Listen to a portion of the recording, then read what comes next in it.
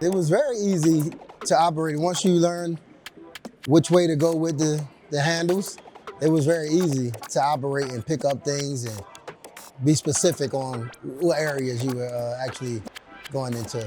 So this is our robot. This is the Vinci 5 system. So it's one of the most advanced robotic surgery platforms in the world at the moment. And what it does is it allows us to do minimally invasive surgery through very small incisions, about 1/4 of an inch in size, with very precise techniques and a lot of stability in terms of camera control, instrument control, and all of that. I think it was important for me to see the robot just to get an idea of what the robot can do through the hands of the surgeon that's maneuvering it. You can do almost anything that you can do open surgery. I'm a colorectal surgeon, so I do bowel operations, I do colon resections for cancer, for diverticular disease. I'll do operations for rectal prolapse, where we do suspension of the rectum.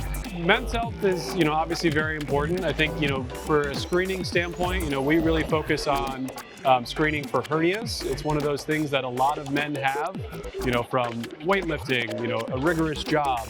It basically causes a bulge to happen in your abdominal wall, down in your groin, and things can get stuck in that bulge and cause an emergency. And so we really want to make sure that people are getting seen for these hernias as soon as possible so that we can take care of them in a controlled fashion and so that you don't have to see me in the emergency room.